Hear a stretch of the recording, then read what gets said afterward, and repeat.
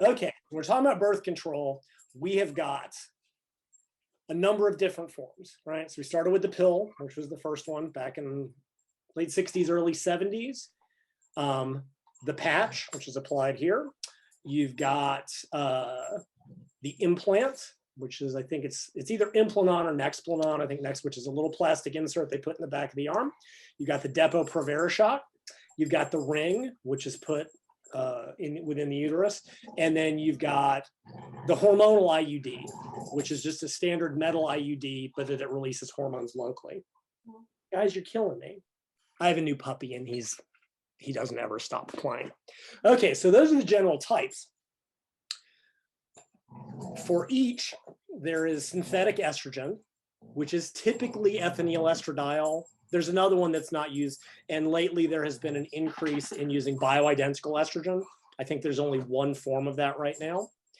That's the easy bit, because then we get to the synthetic forms of progesterone, of which there are, at last count, about 12.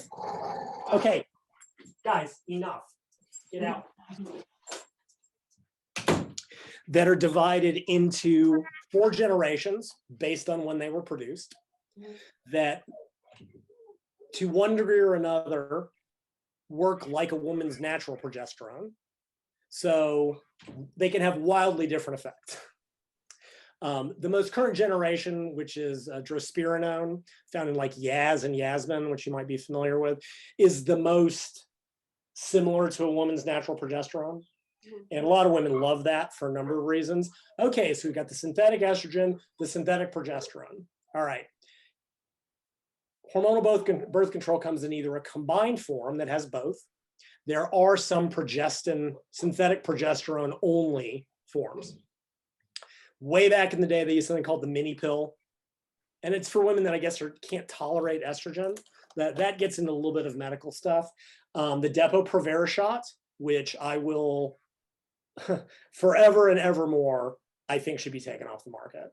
Of all of the kinds of hormonal birth control, it has the single worst set of side effects in terms of, what's that? That's the Depo-Provera shot. And that's which is generation progesterone? Yeah, and that's what blows me away. 50 years after it was developed, they are using a high potency synthetic long-acting progestin. And why no one has been able to develop something newer is beyond me. And I only have to guess is that whenever they produced it, they made like 1 billion doses and they haven't run out. Like I don't know honestly why they haven't developed something better.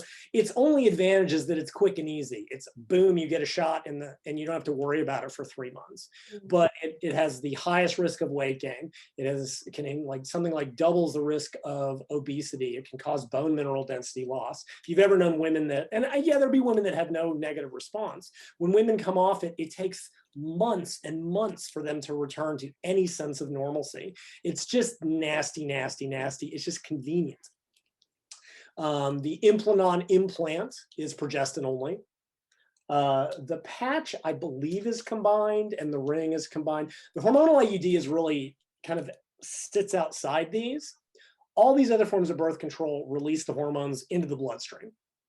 The hormonal IUD is essentially purely local. It's releasing a synthetic progestin only in the uterus. So it's not really impacting on overall blood hormone levels. One more element, and this is only oral birth control. There are multiple forms of that.